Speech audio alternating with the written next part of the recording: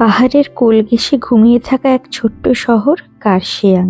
সবুজ চা বাগানের বুক চিরে যখন সাদা মেঘের ভেলা বয়ে যায়, মনে হয় যেন কোনো শিল্পী ক্যানভাসে জীবন্ত এক ছবি এঁকেছে। আর এই নর্থ বেঙ্গলের অফবিট কার্শিয়াং মানেই কিন্তু এক রাস প্রশান্তি।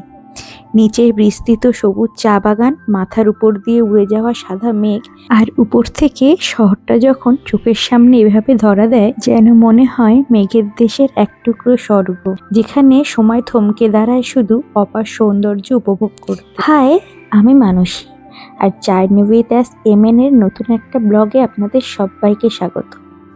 আজ আমাদের শিটংয়ের সেকেন্ড দিন, অর্থাৎ শেষ দিন। বাড়ি ফিরবো আজকে কার্শিয়াং হয়ে। শিটংয়ে আমরা যে হোমস্টেতে ছিলাম সেটার রুম আর এটা হচ্ছে বাথরুম, প্রত্যেকটাই কিন্তু নিট অ্যান্ড ক্লিন। আগের দিন এটা বলতে ভুলেই গেছিলাম এক্সাইটমেন্টে। আর আমাদের হোটেলের একদম বাইরে থেকেও ভিউটাও কিন্তু ভীষণই সুন্দর, পুরো কাঞ্চনজঙ্ঘা সুন্দরভাবে দেখা যায়। আর বাইরে থেকে আমাদের হোমস্টেটা দেখতে ঠিক এরকমই লাগে। আর এটা হচ্ছে রান্নাঘর, দেখো কতটা সুন্দর লাগছে আমাদের হোমস্টেটা। আর এটা হচ্ছে হোমস্টের আশেপাশে আরও কিছু হোমস্টে আছে, সেইগুলো জায়গা কিন্তু বেশ সুন্দর, আমার তো খুব পছন্দ হয়েছে। এবার পুরো ডিটেলসটা তোমাদের দিই। আমরা ছিলাম রয়্যাল ভিউ হোমস্টেতে, আগমনীদির হোমস্টে, নাম্বার আমি স্ক্রিনে দিয়ে দেব। 1300 টাকা পার হেড ওনারা নেন, এবং সিজন ওয়াইজ আপ ডাউন এটা হতেই পারে। আর এই প্যাকেজের মধ্যেই মর্নিং টি উইথ ব্রেকফাস্ট, দুপুরের লাঞ্চ, বিকালের চা উইথ স্ন্যাক্স এবং রাতের ডিনারটা ওনারা দিয়ে থাকেন। গাড়ি ভাড়ায় আসি, সেটা সম্পূর্ণ আলাদা। ছোট গাড়ি হলে 3 থেকে 3.5, বড় গাড়ি হলে 4.5 থেকে 5, সেটাও সিজন ওয়াইজ আপ ডাউন হতে পারে। এখানে আমরা রান্নাঘরে চলে এসেছি, আগমনীদি বসেই আছে, আমাদের টিফিন রেডি হচ্ছিল সেই সময়। ভীষণই ভালো একজন পার্সন, আমার তো ভীষণ ভালো লেগেছে পার্সোনালি ওনার সাথে কথা বলে। আরও বলে রাখি, তোমরা যদি নিজেরা গাড়ি ঠিক নাও করো, এখানে বললে ওনারা কিন্তু গাড়ির পুরো ব্যবস্থা করে দেন।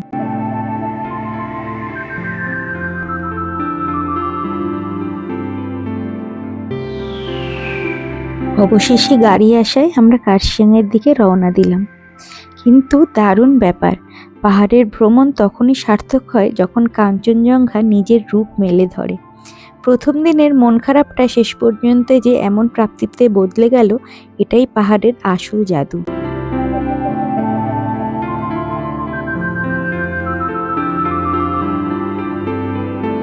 বেশ মজার ব্যাপার জানেন, মেঘ না চাইতেই জল। প্রথম দিন একটু মেঘলা থাকায় তার দেখা একটুও পাওয়া যায়নি, তাই আমার হাজব্যান্ডের মনটা সামান্য কিছু খারাপই ছিল। কিন্তু দ্বিতীয় দিন বেরোনোর সাথে সাথেই যে ওনার দেখা পেয়ে যাব, একদমই আশা করতে পারিনি। সত্যিই আজকে ভীষণ মজার দিন। কাছের এক টাওয়ারে উঠতেই চোখের সামনে ধরা দিল বরফ শুভ্র কাঞ্চনজঙ্ঘা, যা দেখে মুহূর্তে মনটা ভরে গেল। একদিকে সাজানো পাহাড়ি শহর, আর অন্যদিকে ঘন পাইন বনের সবুজ হাতছানি, সব মিলিয়ে এক অপার্থিব সৌন্দর্যে আমরা হারিয়ে গিয়েছিলাম।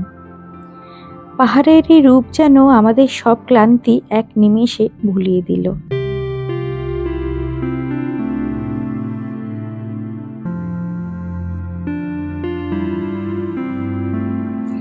কাঞ্চনজঙ্ঘার শুভ্র মুকুট আর পাইন বনের রহস্যময় নিস্তব্ধতাকে সঙ্গী করে এগিয়ে গেলাম আমাদের প্রথম গন্তব্য চিমনি হেরিটেজ পার্কের দিকে। ভেতরে ঢুকতেই না মনটা ভরে গেল। মাত্র 20 টাকার টিকিট কেটে ভেতরে প্রবেশ করলাম। কুয়াশার চাদর সরিয়ে যখন ওই বিশাল 23 ফুট উঁচু চিমনিটি চোখের সামনে ভেসে ওঠে, তখন মনে হয় সময় যেন থমকে দাঁড়িয়ে আছে। আর তার ঠিক সামনে থেকেই দেখা যায় আই লাভ চিমনি লেখাটা সুন্দরভাবে। গুগল বাবাজি থেকে জানতে পারলাম এই চিমনিটি প্রথম বিশ্বযুদ্ধের সময়কালের, প্রায় 100 বছরের পুরাতন।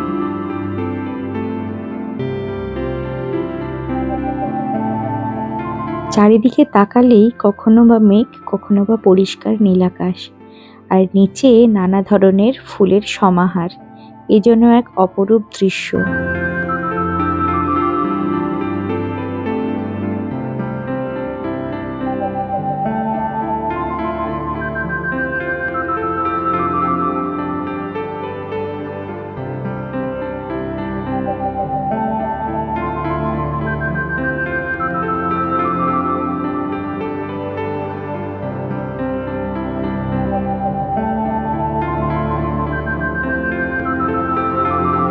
এই পার্কটির ভিতরে পা রাখলেই মনে হবে কোনো এক মায়াবী অরণ্যে চলে এসেছি।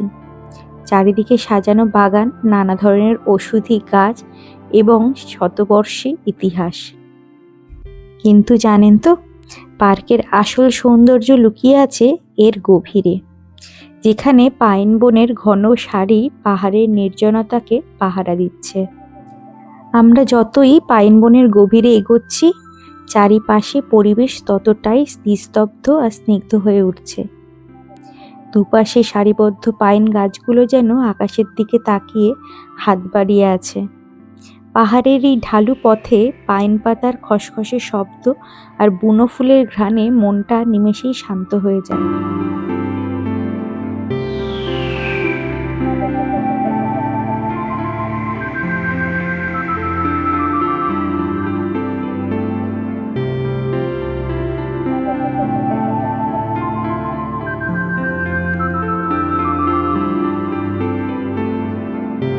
হেঁটে যেতে যেতেই দেখলাম হঠাৎ করেই এক টুকরো মেঘ এসে পুরো পাইন বনটাকে ঢেকে দিল।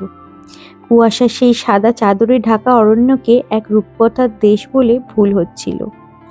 কিন্তু পাহাড়ের রূপ তো ক্ষণে ক্ষণে বদলায়।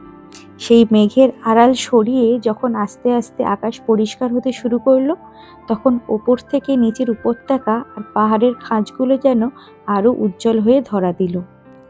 প্রকৃতির এই মেঘের রোদ্দুরের খেলা না দেখলে সত্যিই বিশ্বাস করা কঠিন।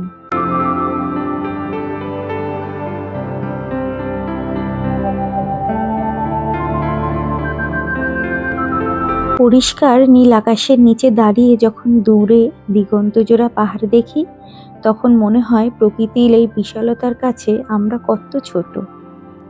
চিমনি পার্কের এই নির্জনতা, পাইন বনের রহস্য আর পাহাড়ের এই খোলা আকাশ, সবকিছু মিলিয়ে আজকের এই যাত্রা সত্যিই সুন্দরভাবে শুরু করলাম। আস্তে আস্তে এবার এই কষ্ট ভুলে এগোতে হবে আমাদের দ্বিতীয় গন্তব্যের দিকে।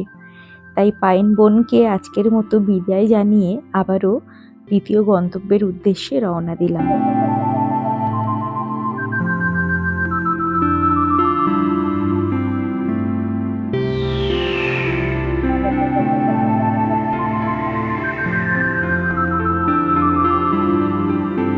আমাদের দ্বিতীয় গন্তব্য হলো কার্শিয়াংয়ের ডাউহিল স্কুল।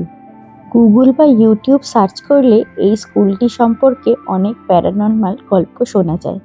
জানি না সত্যি না মিথ্যে, কিন্তু জানেন তো, রহস্য থাকুক বা না থাকুক, ডাউহিল স্কুলের আভিজাত্য এবং এর চারপাশের প্রাকৃতিক সৌন্দর্য আপনাকে মুগ্ধ করতে বাধ্য।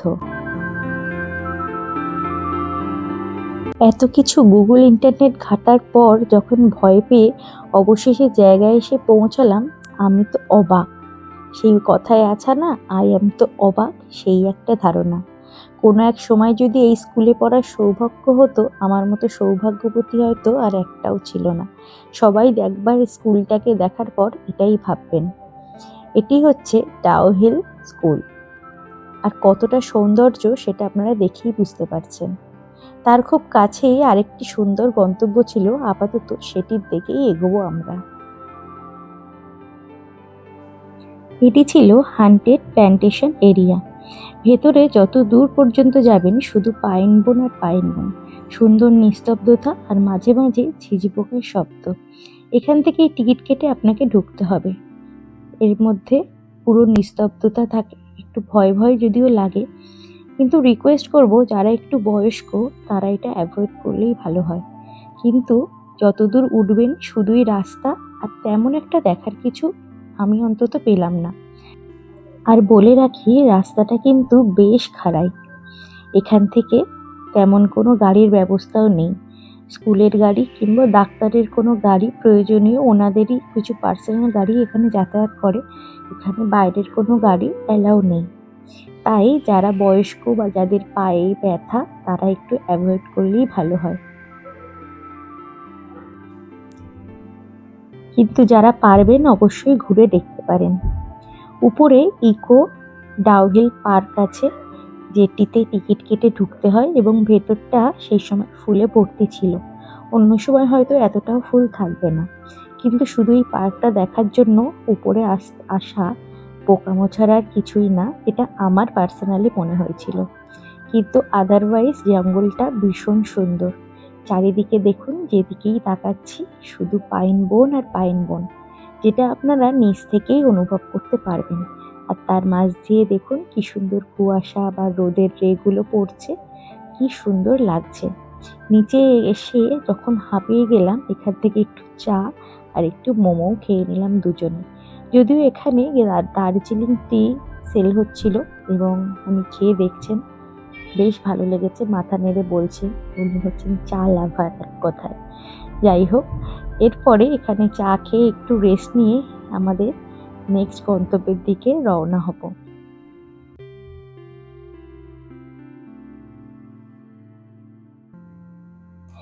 পাহাড়ের বাঁকে বাঁকে মেঘেদের লুকোচুরি খেলতে খেলতে আমরা পৌঁছে গেলাম কার্শিয়াংয়ের হনুমান টকে। পাইন বনের মাথা ছুঁয়ে যখন মেঘগুলো নিচে শহরের দিকে নেমে যাচ্ছে, মনে হচ্ছে যেন কোনো এক রূপকথার দেশে দাঁড়িয়ে আছি।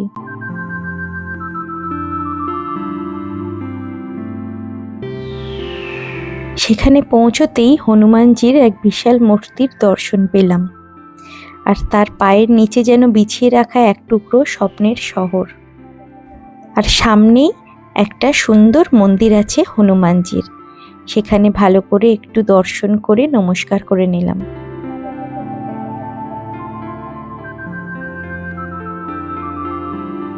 আসল সৌন্দর্য কিন্তু লুকিয়ে আছে এর ভিউ পয়েন্টে।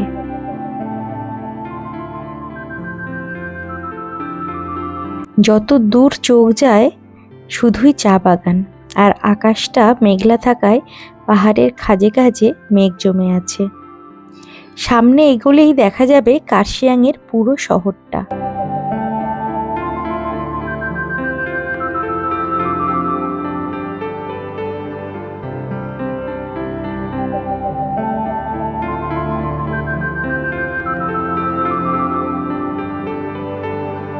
একদিকে পাইন বনের সারি, উপর থেকে নিচ দিয়ে দেখলে কার্শিয়াং পুরো শহর, এবং চা বাগানের উপর দিয়ে যখন ঠান্ডা হাওয়ার মেঘ উড়ে আসে, তখন মনে হয় সময়টা এখানেই থমকে থাক। কার্শিয়াংয়ে আসলে এই সময়টা বা এই ভিউটা একদমই কিন্তু মিস করা যাবে না।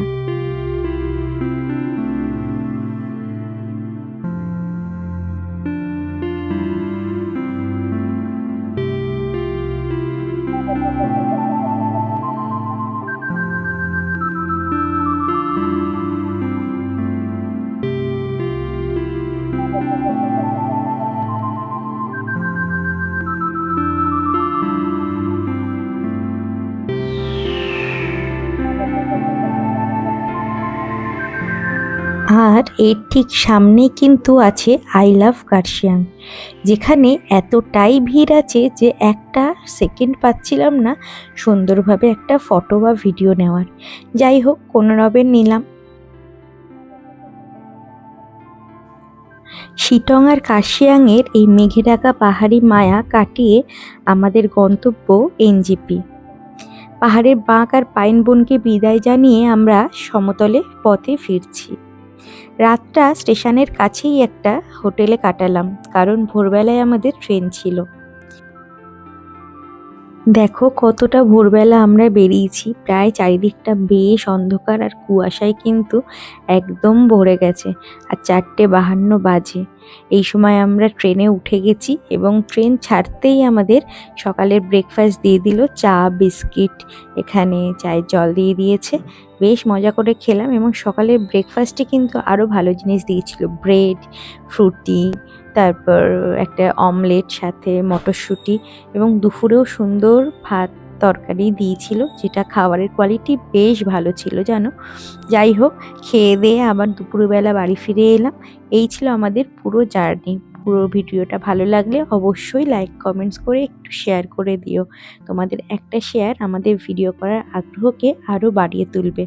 দেখা হচ্ছে অন্য কোনো বেড়াতে যাওয়ার ব্লগে তোমাদের সাথে। তাহলে আজকের মতো এখানেই শেষ করি। টাটা।